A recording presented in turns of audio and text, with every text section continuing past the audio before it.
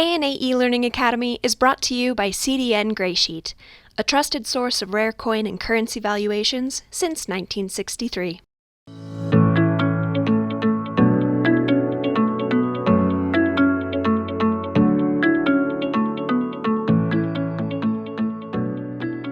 Welcome to the ANA's eLearning Academy, and happy final day of National Coin Week, everyone. My name is Andy Dickus. I'm a museum specialist here at the ANA in Colorado Springs. And tonight I'm just going to be giving you a little bit of background about National Coin Week and about the ANA. And then I'm going to show you some of our online features so that you can visit the ANA Museum without leaving the comfort of your own homes, everyone. First of all, I'd like to thank the Graysheet for their sponsorship of our eLearning Academy. We offer presentations fairly regularly. You can go to money.org and find something that you like. So yes, I'm going to be talking about just a little bit of history of National Coin Week and a little bit of ANA history. So this National Coin Week, we decided to celebrate the 100th anniversary of the final Morgan dollar being produced, the 100th anniversary of the first peace dollar being produced, and the 50th anniversary of the first release of the Eisenhower dollar. So we decided with the theme Money Big and Bold, celebrating those three iconic coins, as well as big, bold numismatic objects and numismatic ideas throughout history. So as you can see, I have the image of our National Coin Week button this year to your left, and also we produce a token every year for National Coin Week. So you can see that that image to the right that was designed by our guy Joe Panessa. Once again, he did a great job. So let's get into just a little bit of history about National Coin Week. So I would like to start off by introducing by far my favorite ANA member and ANA leader of all time, Mr. Moritz Wurmser. There is Mr. Wurmser right there. He was born in Heidelberg, Germany, and moved with his parents to the United States as a child. He was the ANA president from 1921 to 1926. He's one of two ANA presidents to serve for 5 years, that long a span. Nowadays, our presidents only serve for 2-year periods.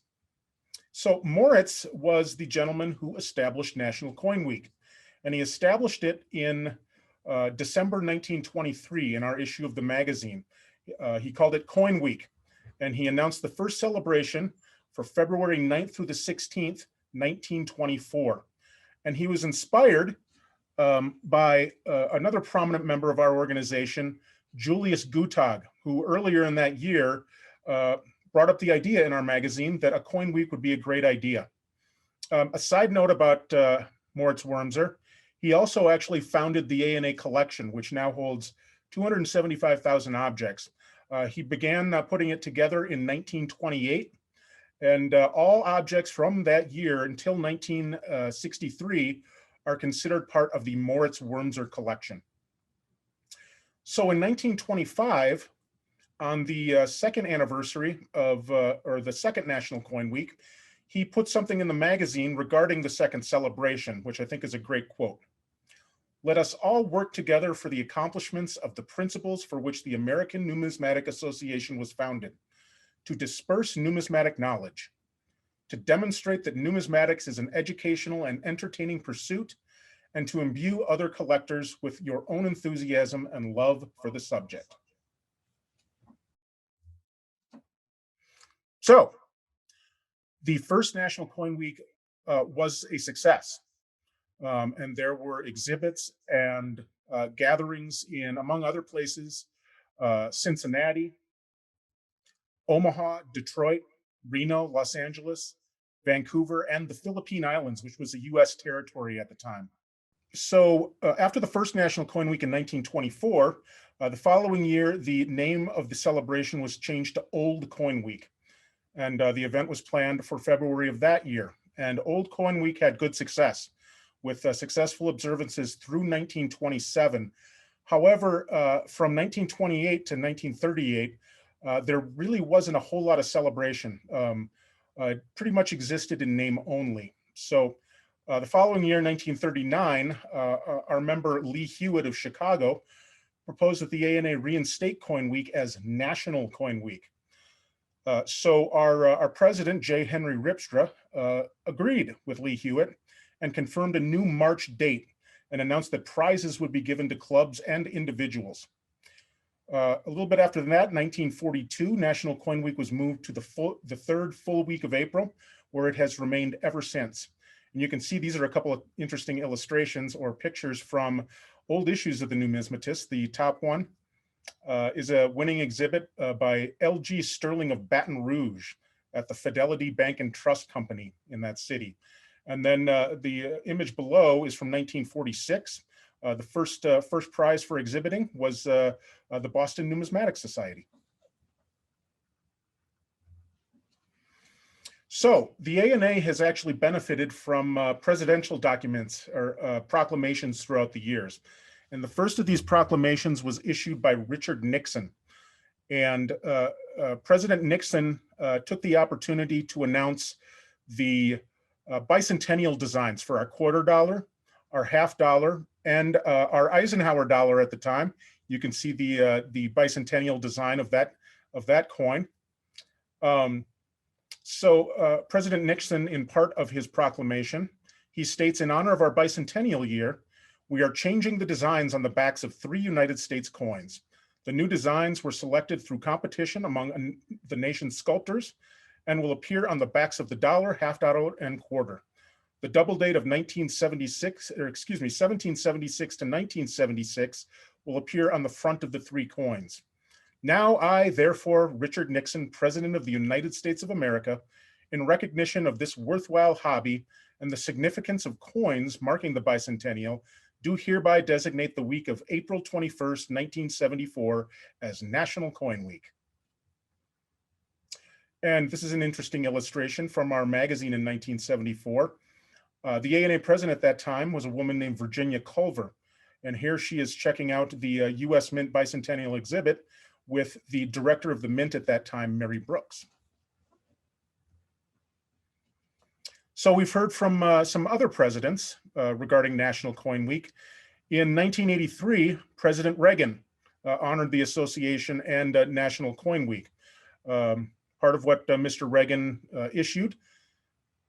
Since the beginning of history, coins have played an important role in the story of civilization. They reflect the economic development of their country of origin, as well as the scientific advancement and artistic values of the people who produce and use them. Today, millions of Americans collect coins for both pleasure and profit. We also had a nice well wish from President George W. Bush in 2006. In part, he states, I appreciate the good work of the ANA and all those who foster an appreciation for our country's history and traditions. Your hard work to preserve America's cultural treasures is vital to our national memory and makes our nation stronger. Laura and I send her our best wishes. Oopsie. So I didn't have much success getting presidential proclamations. I've been the coordinator of National Coin Week for, going on 14 years now. I had limited success with Presidents Obama and Trump, so I decided to contact our governor here in Colorado, Jared Polis. And this year he provided a pretty cool proclamation. I sent him the general text that we feature on our website, but he kind of did a little bit of editing and adding. And I think this is an interesting kind of idea. I'm not a parent myself, but he added a whereas. And the whereas is, whereas I and many other tooth fairies utilize Morgan and Peace dollars to replace lost teeth placed underneath our children's pillows. So for all you parents out there or parents to be, I think that's kind of an interesting idea. National Coin Week today, everyone. Obviously, with the pandemic, in the past couple of National Coin Weeks, we haven't been able to celebrate like we should. National Coin Week is designed as something for ANA, for ANA clubs and members and just numismatic enthusiasts throughout the country to go share the hobby in their community. I actually got a nice picture for this year's National Coin Week from the Greater Jacksonville Coin Club. They had a nice exhibit and celebration at a mall. You can see a picture of that there. I also want to make people aware, I'm assuming some people are into our convention exhibiting program. And a feature of our National Money collector exhibits is that there's a National Coin Week award. And the award goes to an exhibit. It doesn't necessarily have to be on the subject of National Coin Week, but it has to feature an exhibit where the total value of the objects that you're displaying does not exceed $250. The thought being that you can go out and set up an exhibit at a library, at a school, at a bank, something like that, and you don't have to have real pricey items out there. Now here at the ANA headquarters, until last year, every year we have a celebration on the last day of National Coin Week. So if not for the pandemic, that would be happening right now, this Saturday. But you can see outside ANA headquarters, there's a group of people that are waiting for the celebration to arrive. We have at times welcomed over 500 people here at the ANA Museum. We've got prizes. You see over here we have it's a lot of it is youth-based. We give out buttons and a whole ton of other stuff. We have a cash tornado. We have prize drawings. We have trivia contests, things like that. You see the bookmark for last year's event. Usually, including this year, we try to select a theme with a major numismatic anniversary or historical anniversary in mind. Last year was the 100th anniversary of women's suffrage. So we decided to focus on women in numismatics. Some of you may receive this bookmark, Remarkable Women Catalysts of Change. And you see the Susan B. Anthony dollar there. Now, I know that there's some YNs that are logged in right now. And I want to remind you that April 30th is the deadline to get your YN activity in. This year we challenged young collectors to create a numismatic object that also serves as a meal. And you see on the upper right there, you see one of our submissions that we got. Has anybody ever seen a wheat cent pizza before? I thought not. Anyway, this is an inspiration for you YNs. April 30th, come up with a hearty meal that also serves as a numismatic object, and you will win a prize. We've also had coin design competitions, and you see on the lower right there, this is a winning entry that we got for our theme 2 years ago. Discover the past, envision the future. We celebrated the 50th anniversary of the moon landing. And this one celebrates fusion. So that was our winning entry then. All right, now everybody, I am going to move on to a little bit of history about the ANA. And I think a lot of you know this history, but for those who don't, the story of the American Numismatic Association begins in 1888. And you see our founder there, Dr. George Francis Heath of Monroe, Michigan. He published a 4-page pamphlet called The American Numismatist in that year, 1888. And shortly after, in that year, he shortened it to The Numismatist. Now, in his February 1891 issue of The Numismatist, he asked an interesting question. What's the matter with having an American Numismatic Association? And he added, there's nothing like the alliance of kindred pursuits to stimulate growth and interest. So later in that year, the first ANA convention is held in Chicago. And on October 8th of that year, the American Numismatic Association is formally established at Chicago's Commercial Hotel downtown. And it had 61 charter members. You can see a medal honoring Dr. Heath down below there.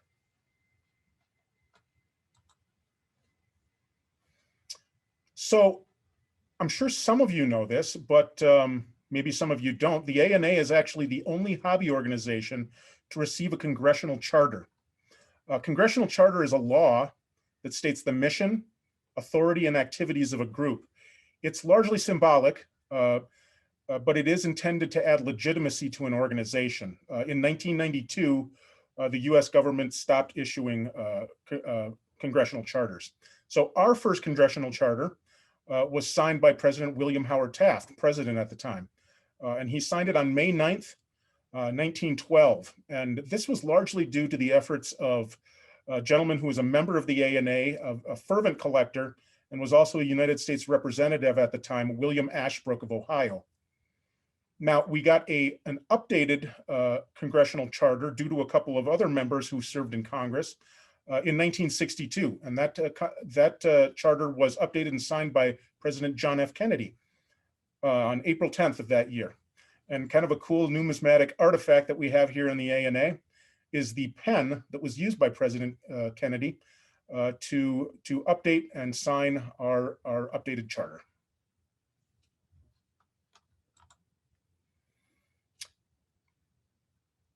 Well, this is where I am right now, everybody, ANA headquarters. And I'm sure some of you have been out here to visit the museum or for summer seminar. We didn't have a headquarters for about 70 years. The Numismatist was published in various locations, wherever the editor actually was located. And our collection was actually stored at the Smithsonian Institution until our headquarters here was built. In 1961, the ANA decided that we needed a national headquarters, and they wanted it in the central part of the United States. So 16 cities across kind of the central region of the US bid for the new HQ. And where I'm at right now, Colorado Springs won, due in large part to the efforts of an ANA member, a big-time collector, and the former mayor of Colorado Springs, William Henderson. So by 1966, we reached our goal, $250,000. And that was thanks to benefactors, patrons, clubs, and 3,800 contributors across the country. Now, this is the ANA today. We are actually located on the campus of Colorado College.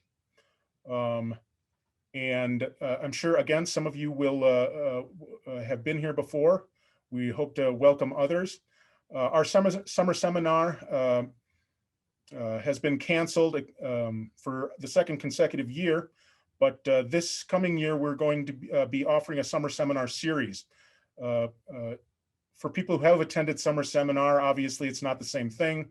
There's a certain camaraderie that you can't recreate online, but we hope that you join us for our offerings coming up in late June and early July. Now, our collection encompasses over 250,000 objects from around the world: coins, paper money, checks, stocks, bonds, traditional money, wooden nickels, anything you can possibly think of. And most of it is donated. We have made strategic purchases over the years and bequests as well, but it's in due large part to our wonderful members. And I just wanted to highlight one couple who made unbelievably prominent donations to the ANA. And I'm actually going to show you how to check out those donations online at the end of my talk. This is Aubrey and Adeline Beebe. And their contributions to the ANA cannot be overstated. In 1952, they established a coin store in Omaha. They were coin dealers, and they ran the coin store until their retirement in 1991. They are no longer with us, but they live on through our collection.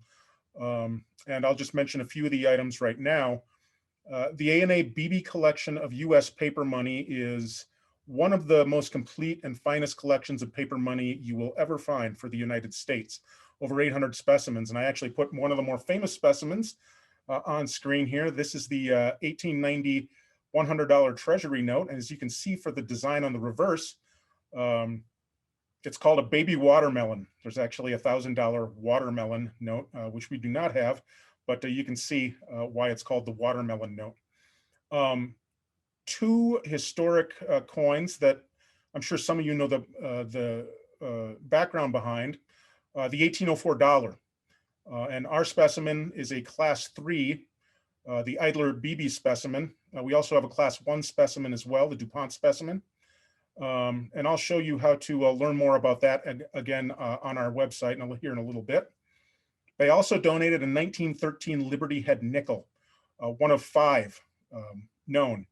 And the one with the most wear, the previous owner, Mr. McDermott, actually liked to get it out at coin shows and at hotel bars after the convention was over, and brag about how he had a $100,000 nickel. BB purchased the piece from him. Other objects, they donated an 1854 $20 gold piece, and also a 1934 $10,000 Federal Reserve note.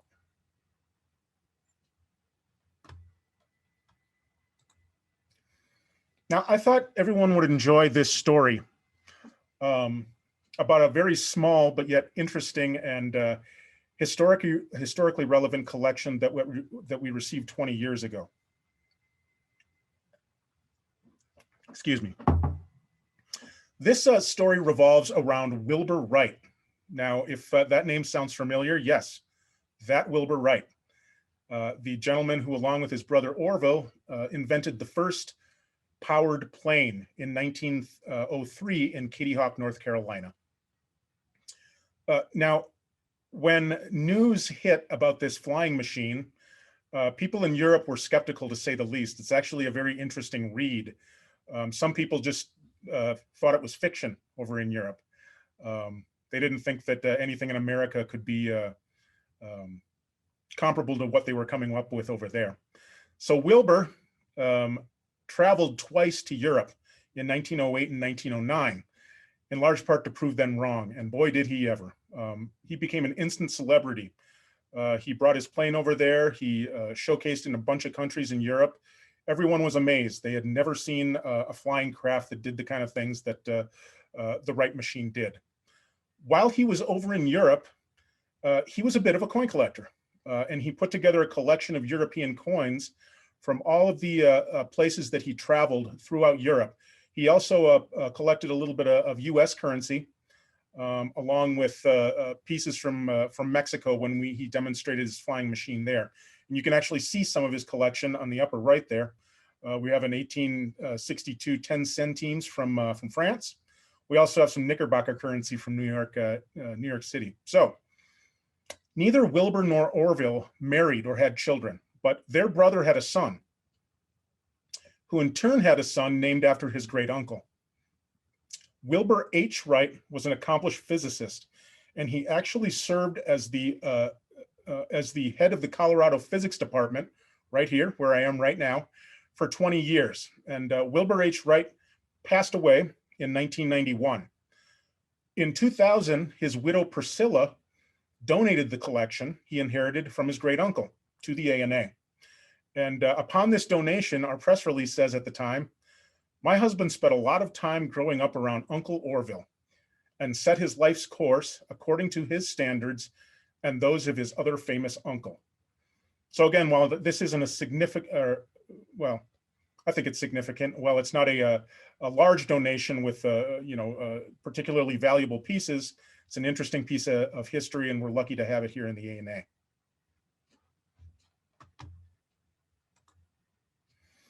Okay, I'm going to finish my PowerPoint with the same way I started it. Mr. Moritz Wurmser. Here's a medal of him. Again, he served as president from ANA president from 1921 to 1926. And again, our collection up until 1963 is called the Moritz Wurmser collection.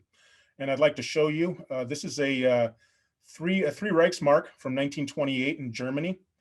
Not a particularly significant coin, although it is a cool design, but it is significant in that it is the first coin officially accessioned by the ANA.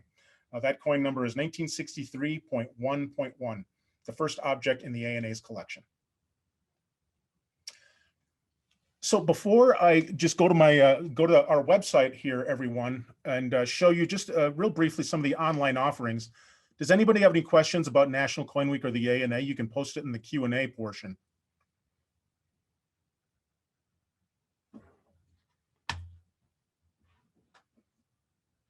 Okay. Moving on. So this is our website, everyone, and I assume that you have all gone to our website, checks out some of the stuff, and you've probably even looked at some of the stuff that I'm about to show you. But I'm here in the museum department of the ANA. And I just wanted to make sure that everyone out there knew about our online museum offerings. The ANA has a great museum here in Colorado Springs, but some people live far away from Colorado Springs. So we started to put stuff online several years ago, but again, with the pandemic, we sped up that process so people can enjoy our museum from the comforts of their own home. So let's go to the Money Museum and let's go to virtual exhibits.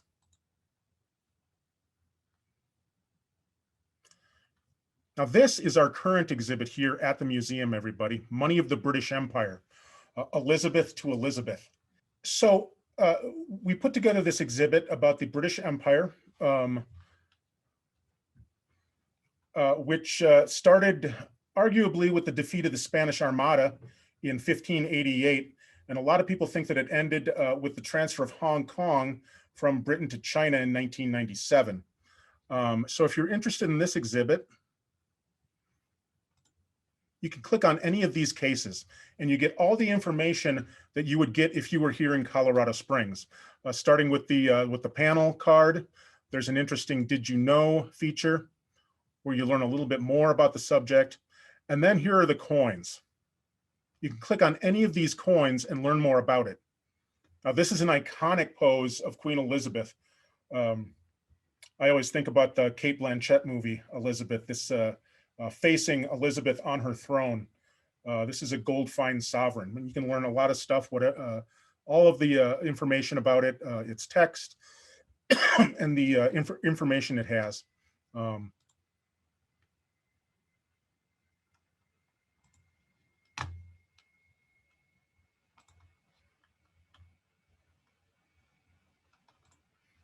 Here are some of the kings and queens.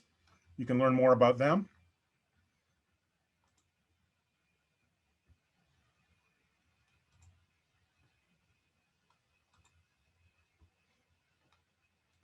Queen Elizabeth just turned 95.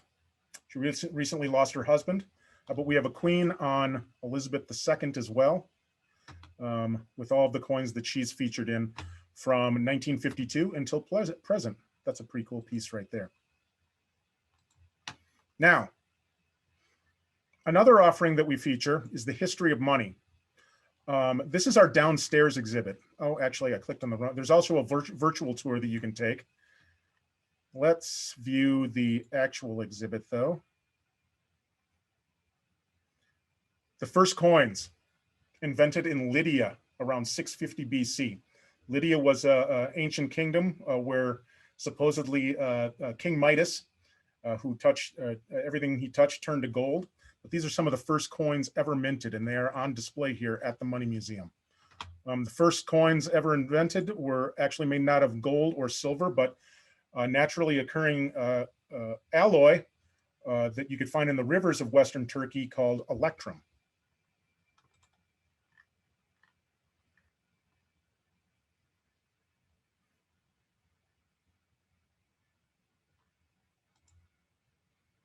Here's modern US paper money.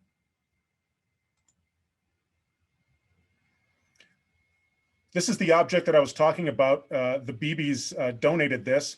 It's part of the Beebe collection of paper money.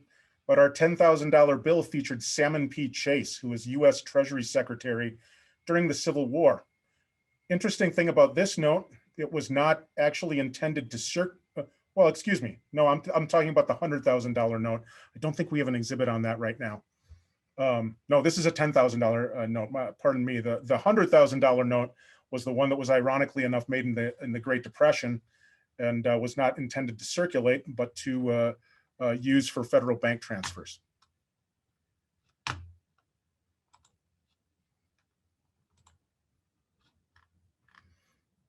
Okay, I kept talking about the 1804 dollar. I think most people know about the 1804 dollar. In 1804, we stopped making silver dollars. However, there was a little bit of spare silver bullion left at the beginning of the 1804. So instead of making a new die, they actually produced coins in 1804 with the date 1803. So 30 years later, during the Jackson administration, they decided to complete mint sets, and they made another run of $1804. And we have two of them here on display.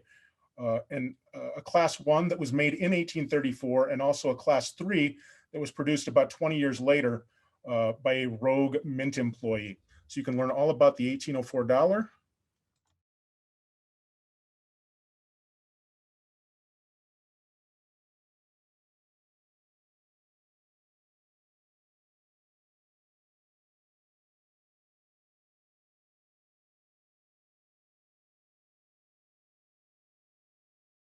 Yeah, you can check out the $1804.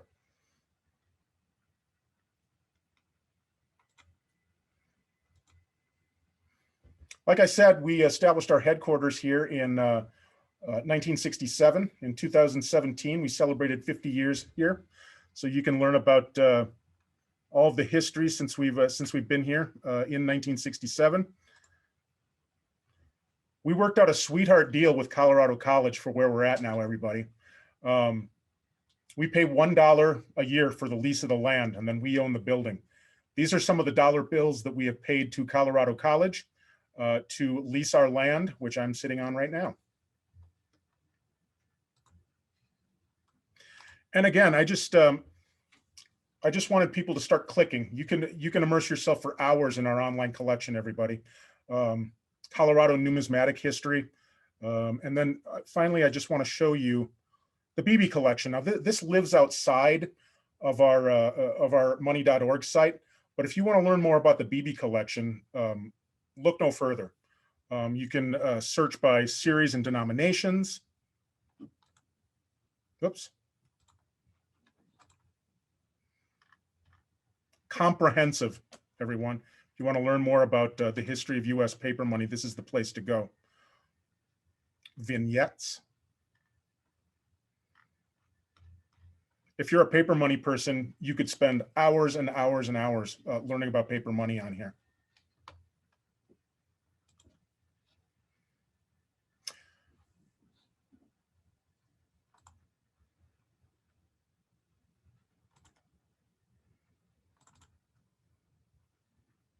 All right, everybody. That is the official end of my presentation. Thanks again for joining me on a Saturday to explore a little bit more about National Coin Week and the ANA. I'm going to take some questions right now. Someone's asking if you know the ANA is going to make any new videos on gold coins. I've returned to coin collecting and just bought my first coin in 1908. That's an interesting question. We do feature some gold coins of the United States on our History of Money site. I don't know. That's actually something good to ask. Maybe we should put together just a history of gold. You know, for National Coin Week, we did do some stuff on the Augustus St. Gaudens designs. Oh, another feature for you, Peter. Let me do a new share here.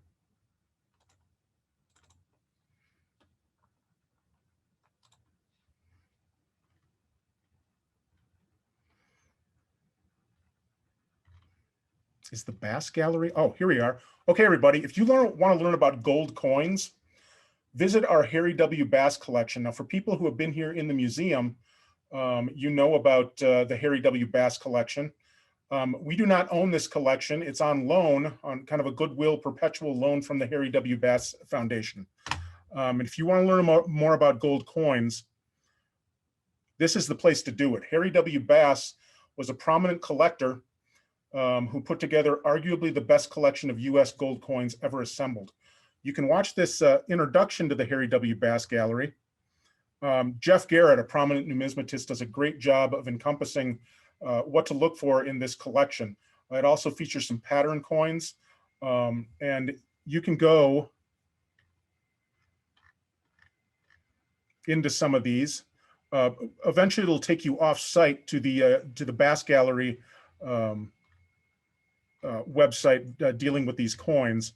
But this is another great online opportunity for those of you who want to learn more about gold coins.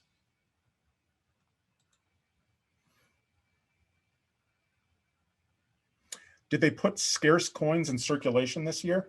I don't know the answer to that. I don't think so. Yeah, we're just issuing circulating coins. I know everybody's really excited about the 2021 issues of the Morgan and Peace dollars.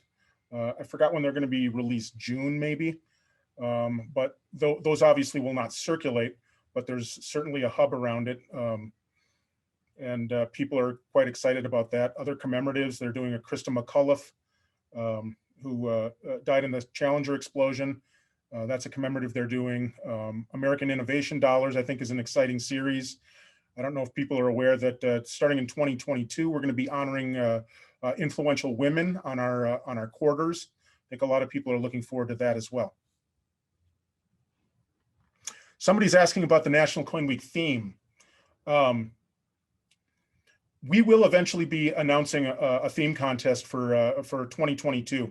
We haven't decided what the parameters of that theme are, but usually around the beginning of October this year, we'll be announcing a theme contest, and members can provide submissions, and you'll win an American Eagle silver coin if you are the winner.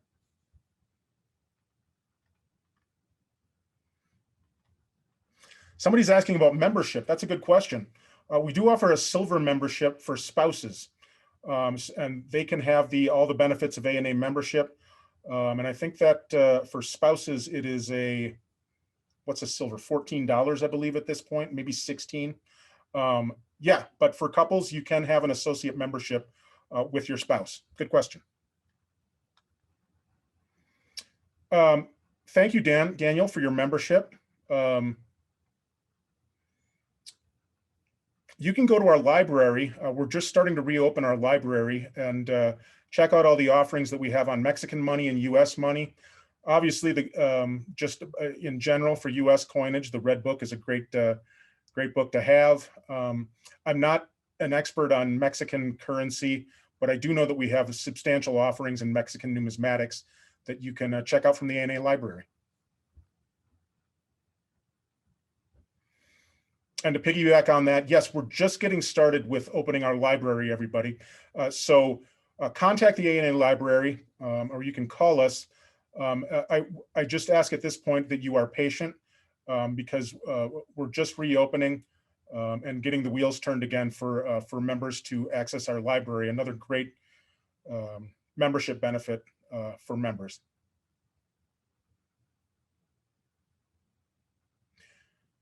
Any other questions, everybody?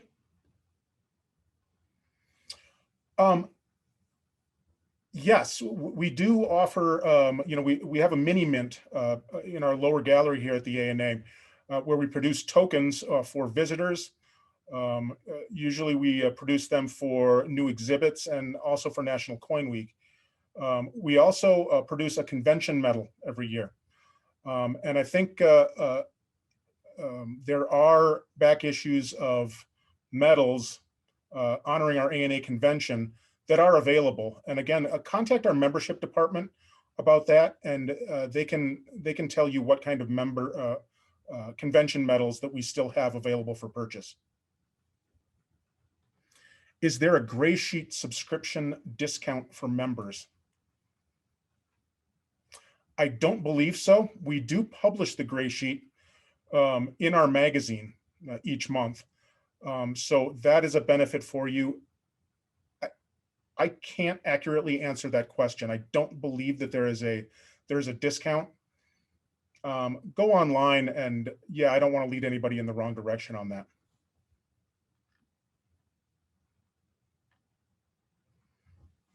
Any other questions?